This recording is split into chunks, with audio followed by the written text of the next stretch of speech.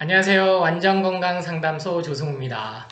이번 주제는 샐러드에 식물성 기름이나 식초를 넣을 때 주의할 점이 있나요? 입니다. 이번 주제도 책의 내용을 읽고 코멘트를 하도록 하겠습니다. 채소 과일식과 떼려야 뗄 수 없는 것이 바로 드레싱 소스입니다. 올리브유나 발사믹 식초도 결국 채소에 곁들여 먹는 소스의 한 종류로 이해하시면 됩니다. 샐러드를 꾸준히 챙겨 먹는데도 살이 빠지지 않는다면 그 이유가 소스 때문인 경우가 많습니다. 예전 광고를 떠올려 보면 샐러드에 빠지지 않던 것이 바로 마요네즈였죠.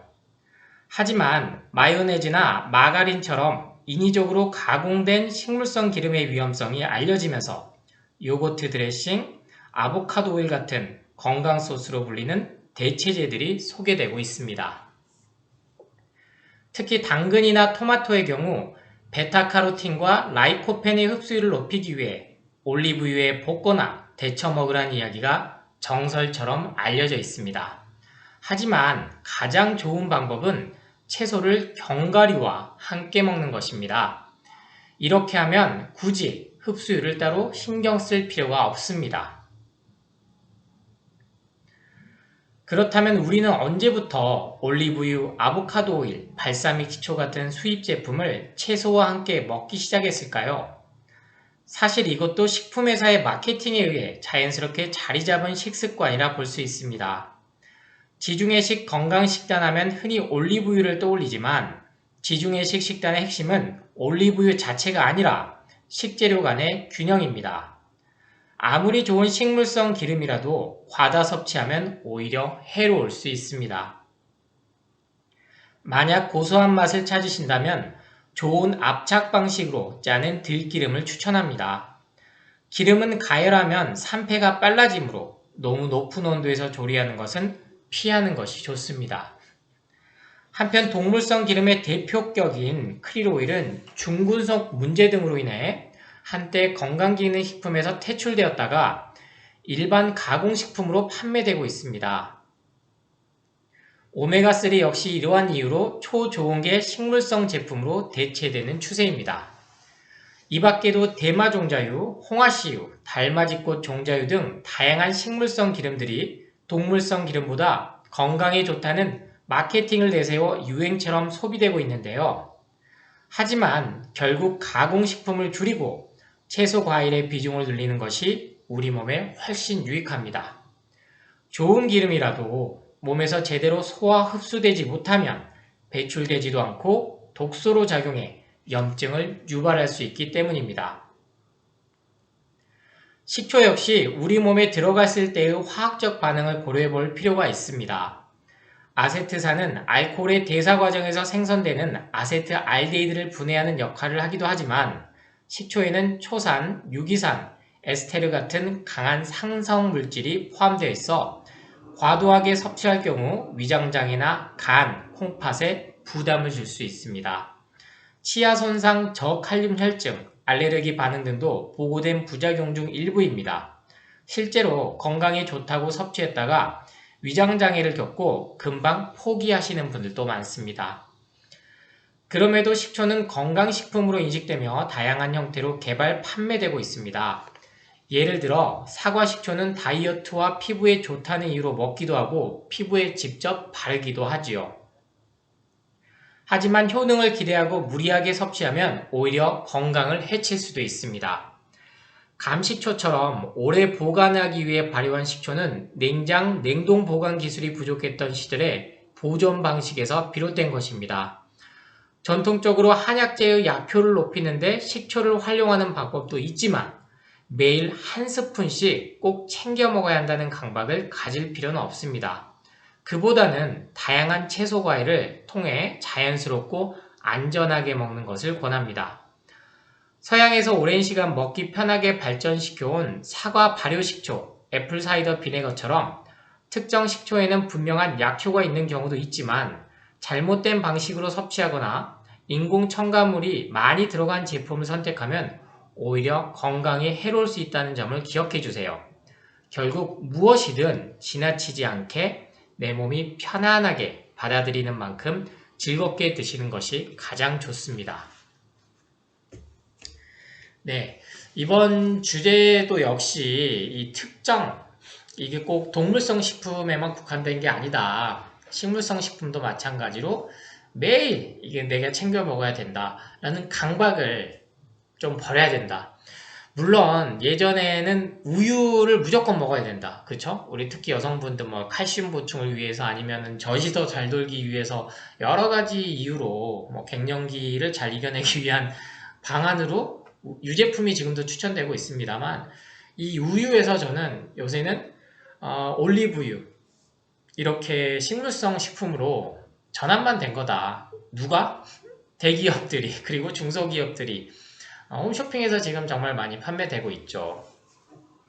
근데 방금 읽어드렸듯이 착즙으로 했을 때 씨앗을 이제 주스 형태로 이렇게 조금 드시는 건 괜찮습니다만 기름까지 짜내는 거를 내가 현재 잘 먹고 있는데 그쵸? CC 주스도 잘 먹고 있고 레몬수도 먹고 있고 뭐 탄수화물에 해당되는 통곡물이나 그리고 지방도 함유량이 높은 견과류도 잘 골고루 먹고 있는데 굳이 또 그거를 드실 이유는 없다라는 말씀이에요. 왜냐면 홈쇼핑에서 더 강조하기 시작한 게 이 산도라는 개념을 막 설명해요. 그래서 1%도 안 된다.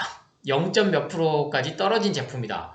근데 이거는 제품 공정을 들여다보면요. 전 제품에 해당이 되지가 않아요. 그 측정하는 그 수치도 어디 지점에서만 반영이 된 거지. 이게 일정 시간 흘렀을 때 산도를 측정한 게 아니거든요.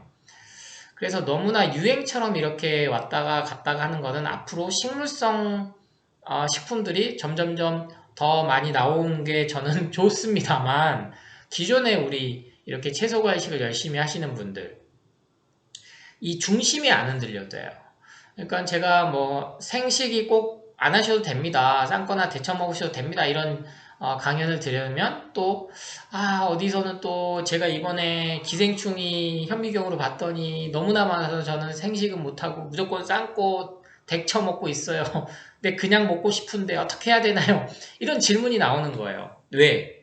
문제는 이 생채식 하냐 삶아 먹냐 데쳐 먹냐 이 방법이 문제가 아니라 매번 주어지는 새롭게 마치 그 공포불안심을 자극하는 그러한 정보들을 접했을 때 흔들리는 내 마음이 이게 지금 내가 더 안정을 시키고 중심을 잘 잡아가야 되는구나 끌려가지 말아야 되는구나 라고 이렇게 가야 되는데 자꾸 방법론적으로 가게 된다는 거죠. 그래서 뭐 식간에나 뭐 이렇게 식후에나 여러 가지가 유행하죠. 뭐 레몬에다가 진저샷, 뭐 생강을 갖다가 진액을 풀어서 마신다든지 그런 것들 간혹 가끔 내가 정말 좀 피곤해. 채소 과식 잘하고 있는데 피곤해. 그런 분들이 이제 제 예방원 상담을 오시면 1차적으로 저는 이제 뭐 쌍화차를 좀 챙겨 드시는 것도 방법이다. 그런데 기력이 너무 떨어지고 좀 어떠한 불편한 증상들이 지속됐을 때는 이제 자연치유 방법에서 채소 과식의 윗단계인 한약으로 이제 처방을 해드리는 그 차이인데 특별한 질환이 없는 이상은 약 개념 자체로 진입을 안 하는 게 좋습니다. 그래서 책에도 제가 식초는 굳이 추천을 안 드리는 이유가 약성이 너무 강해요. 약성 자체가. 그래서 이게 호불호가 반드시 생깁니다. 그리고 시간도 오래 걸려요. 그러니까 음식이 곧 약이지만 예전에는 이 발효 숙성을 시킬 수밖에 없는 환경에 있었고 지금은 우리가 굳이 발효 숙성을 시켜서 먹을 시대는 아니라는 거예요. 근데 그 영양학적 측면에서 어떤 특정 성분을 가지고 와가지고 옛 문헌을 통해서 이러니까 먹어라. 이게 이제 보양식 개념으로 조금 생각을 해주시고 기본은 뭐다? 채소, 과일식, 통곡물, 견과류하고 깨끗한 고기들, 그죠? 청정육, 무항생제. 카니보 하시는 분들도 비싼 고기 사서 드시거든요. 그래서 그걸로 또 돈을 많이 버시는 유통업자들이 있어요. 그러니까 굳이 근데 그런 거에 막 끌려다니면서 돈을 많이 쓸 바에는 저는 차라리 유기농 채소과일에 돈을 쓰고 충분하다. 하루 시작 음양탕하고 레몬수하고 한 잔 먹고 CCA 주스 먹고 아니면 샐러리나 케일 주스 어쩔 때는 뭐 바나나 주스도 해 먹을 수도 있는 거고 채소 과일 지금 제철처럼 복숭아, 수박, 참외 이렇게 다양하게 드시면 물도 굳이 따로 먹을 필요가 없습니다. 그러니까 어떤 정보들은 또 뭐 하루에 물을 2리터 이상 먹으면 안 된다 막 그러니까 또 저염식하면 안 된다 다시 또 소금 갖다가 사서 드시고 그쵸? 그러니까 끝이 없어요. 끝이 없어.